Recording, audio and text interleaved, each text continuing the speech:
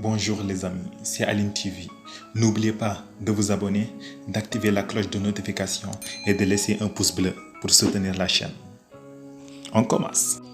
La dette africaine est estimée à 365 milliards de dollars, dont environ un tiers est dû à la Chine.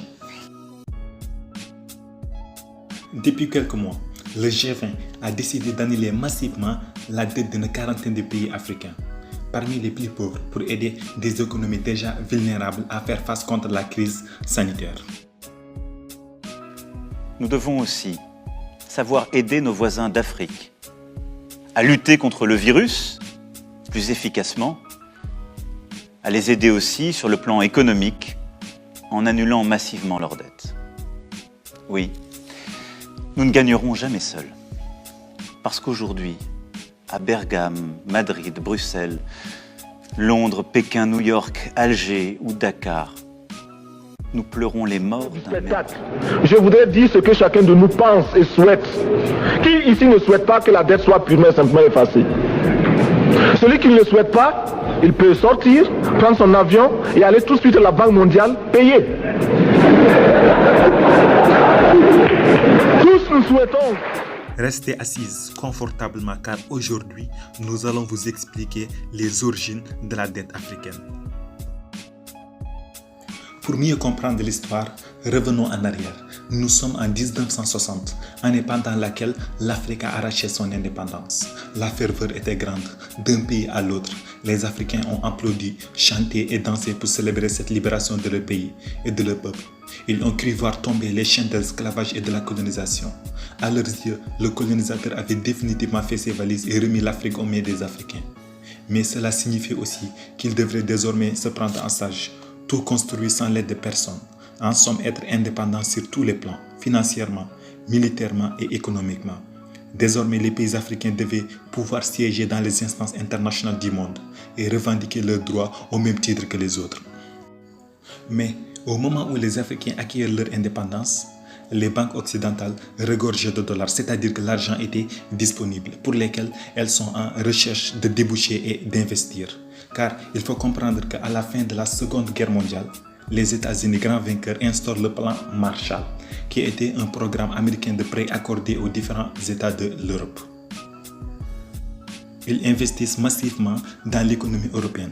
De plus en plus de dollars circulent à travers le monde, ce qui pousse aux Occidents de les prêter aux pays du Sud, c'est-à-dire aux pays pauvres, tels que l'Afrique, qui, ça tombe bien, venant juste d'obtenir leur indépendance et n'ont pas un sou en poche et cherchent à financer leur développement tel que libération des esclavages pour lancer l'économie africaine.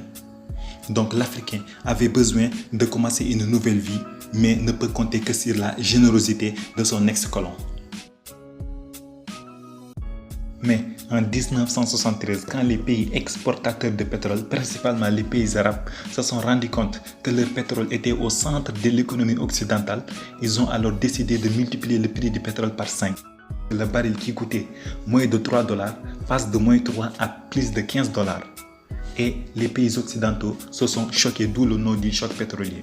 Ce qui rapporte des revenus confortables aux pays exportateurs de pétrole, qui les placent à leur tour dans les banques occidentales privées.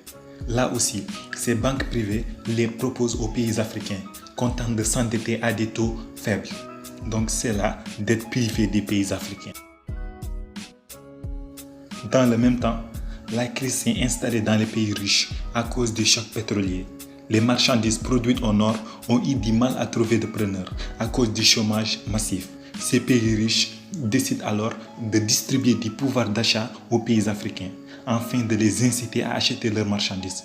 En gros, je te prête 20 millions à condition que tu achètes chez moi des marchandises d'une valeur de 20 millions. C'est ainsi que sont mis sur pied des prêts d'État à État.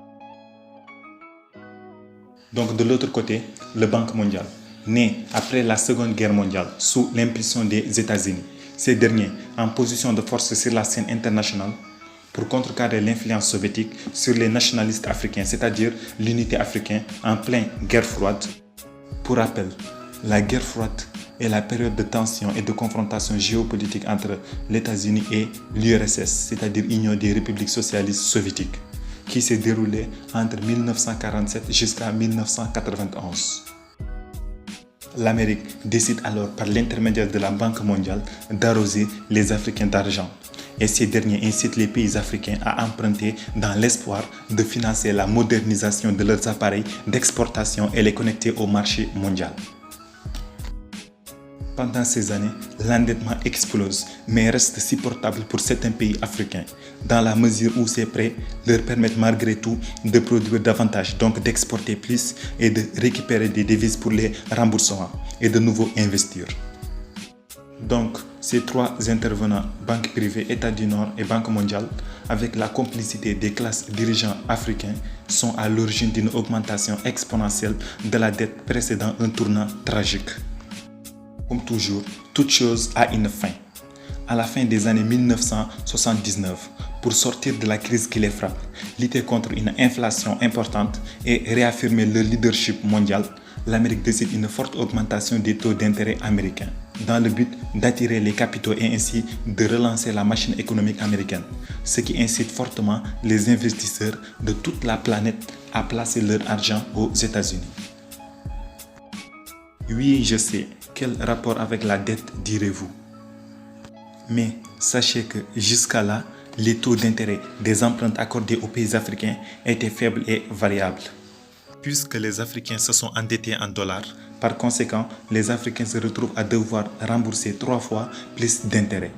Donc, les règles ont été changées de façon délibérée en plein milieu de jeu et les Africains se retrouvent alors piégés. Au cours des années 1970, les Africains doivent donc se procurer de plus en plus de devises, c'est-à-dire de dollars, pour honorer leur remboursement, qui devient de plus en plus lourd. Ils tentent alors de produire et d'exporter encore plus pour récupérer davantage de devises. Mais cette intensification de la production ne fait que provoquer la baisse des cours des matières premières. Vu que la demande reste stable, la surproduction entraîne mécaniquement une baisse des prix et donc des profits. Et les pays africains se retrouvent pris dans l'étau de la dette sans bien sûr pouvoir faire face à leurs échéances. Comme disait le capitaine Thomas Sankara, on parle du plan Marshall qui a refait l'Europe économique, mais l'on ne parle pas du plan africain qui a permis à l'Europe de faire face aux ordres hitlériens lorsque leur économie était menacée. Leur stabilité était menacée. Qui a sauvé l'Europe? C'est l'Afrique. On en parle très peu. On parle si peu que nous ne pouvons nous être complices de ce silence ingrat. Si les autres ne peuvent pas chanter nos louanges, nous avons au moins le devoir de dire que nos pères furent courageux et que nos anciens combattants ont sauvé l'Europe et finalement ont permis au monde de se débarrasser du nazisme. C'était tout pour aujourd'hui. N'oubliez pas de vous abonner, d'activer la cloche de notification et de partager au maximum la vidéo. Et je vous dis à la prochaine et que la paix soit sur vous.